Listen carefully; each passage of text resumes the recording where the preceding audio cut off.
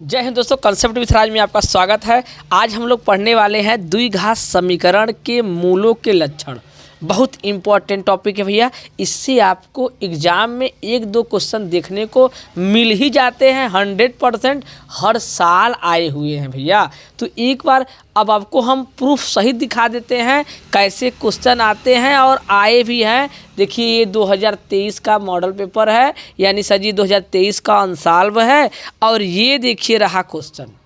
बात समझ में आया ना कैसे क्वेश्चन है? हम दिखाएंगे बढ़िया से। पहले पूरा कंसेप्ट हम लोग बढ़िया से समझ लेते हैं।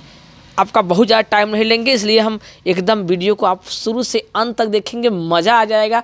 100% वीडियो को स्किप नहीं करिएगा, एकदम देखिए ध्यान से।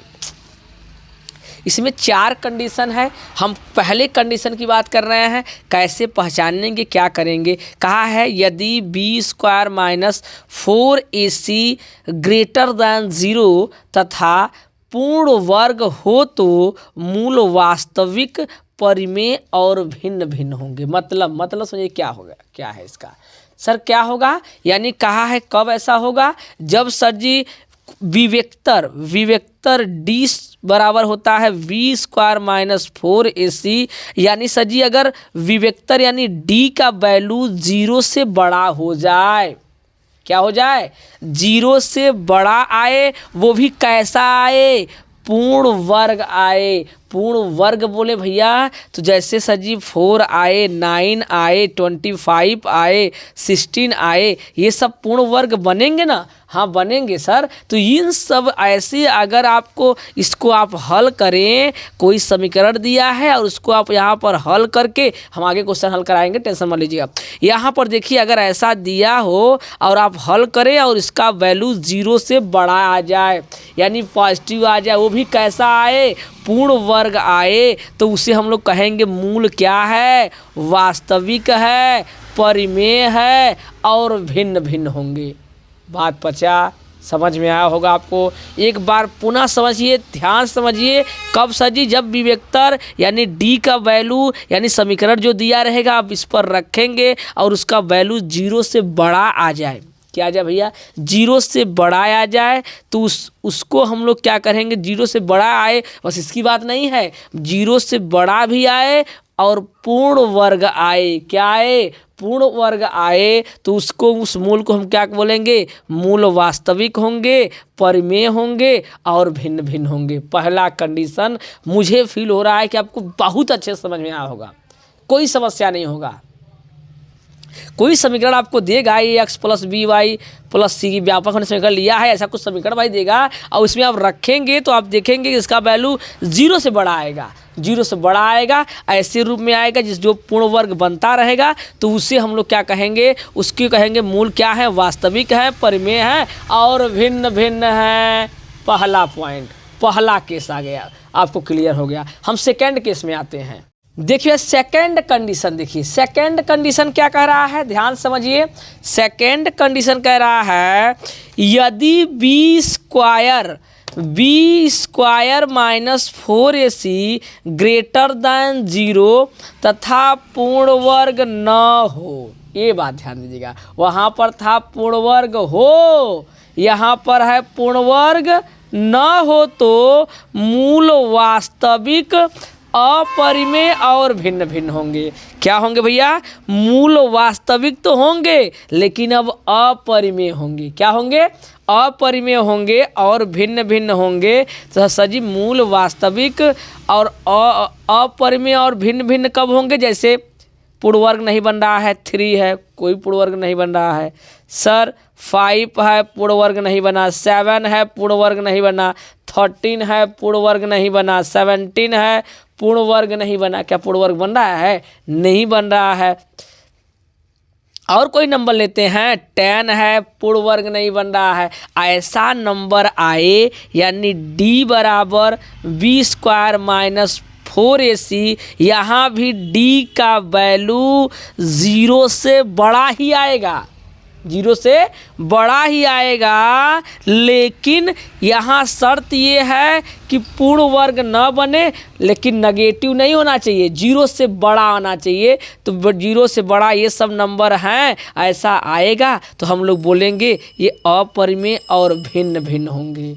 मूल वास्तविक, अपरिमेय और भिन्न भिन्न होंगे। ये रहा हमारा सेकेंड कंडीशन। कौन कंडीशन है भैया? सेकेंड कंडीशन, यानी सेकेंड केस रहा। अब हम चर्चा देखिए तीसरा कंडीशन क्या कर रहा है, थर्ड कंडीशन क्या कर रहा है, तीसरी केस क्या है कि यदि B square minus 4ac equal to 0 तो मूल वास्तविक और समान होंगे। मूल कैसे होंगे? मूल वास्तविक और समान होंगे। कब? जब B square minus 4ac equal to 0 आ जाए, यानी d बराबर क्या हो जाए? 0 हो जाए। आगे आपने पढ़ा है, ठीक है, समझ में आएगा भैया। देखिए ध्यान से क्या कर रहा है, यदि ये बी स्क्वायर माइनस 4ac का वैल्यू कितना आ जाए? 0 आ जाए, यानी d बराबर कितना आ जाए सर जी? 0 आ जाए, तब हम लोग बोलेंगे मूल वास्तविक और समान होंगे। मूल वास्तविक और समान होंगे। ये रहा हमारा थर्ड कंडीशन। देखिए चौथा कंडीशन और लास्ट कंडीशन, लास्ट केस या चौथा कंडीशन क्या बोल रहा है, यदि B square minus 4ac less than 0 कहा जाए, लेस देन 0 तो मूल वास्तविक नहीं होंगे, अर्थात क्या होंगे? मूल काल्पनिक होंगे। यानी d का जो वैल्यू है अब छोटा हो गया किससे? 0 से। यानी यहाँ क्या आया होगा सर जी? कुछ भी नंबर माइनस में आया होगा। क्या आया होगा सर जी? कोई भी वैल्यू होगी वो माइनस में आई होगी, नेगेटिव आई होगी। ये नेगेटिव वैल्यू आई है तभी तो सर जी 0 से छोटा है, इसलिए ये हमारा क्या हो जाएगा? मूल वास्तविक नहीं होंगे। बात समझ में आया कि नहीं आया? पूरा 4 का 4 कंडीशन आपके सामने तैयार है। पहला कंडीशन हम लोगों ने क्या पढ़ा, जब B square minus 4ac greater than 0 और पूर्ण वर्ग हो तो क्या होंगी? मूल वास्तविक, परिमेय और भिन्न भिन्न होंगे। सेकेंड कंडीशन कह रहा है B square minus 4ac greater than 0 हो, लेकिन पूर्ण वर्ग न बनता हो तो मूल वास्तविक और अपरिमेय संख्या और भिन्न भिन्न होंगी। थर्ड कंडीशन, यदि B square minus 4ac equal to 0 हो जाए, क्या हो जाए? 0 हो जाए, तो मूल वास्तविक और समान होंगे। और इसके बाद अगर फिर कह रहा है last condition, B square minus 4ac less than 0 हो जाए तो मूल वास्तविक नहीं होंगे। बात समझ में आया होगा। इसी पर तुरंत एक अंशाल्व का क्वेश्चन हम लोग देख ही लेते हैं। समझ में आना चाहिए भाई, हम लोग पढ़े हैं तो कुछ आना चाहिए ना, पचना चाहिए ना, हमको फील तो होना चाहिए। देखिए पहला आपको क्वेश्चन हम लगवाते हैं और आप अपने से धड़ल्ले से मारेंगे टिक, कौन सा है, कौन सा है, कौन सा नहीं। यहाँ देखिए दिया है 4x square minus 12x plus 9 बराबर 0 के मूल होंगे। मूल कैसे होंगे यहाँ पर चेक करते हैं, मूल कैसे होंगे। पहले हम तो विवेक्तर तो निकालें। विवेक्तर बराबर होता है बी स्क्वायर माइनस 4ac, यानी सर जी यहाँ पर b का वैल्यू कितना है? ये माइनस 12 का होल स्क्वायर माइनस 4, a का वैल्यू 4 है और c का वैल्यू 9 है। तो यहाँ पर क्या आ रहा है?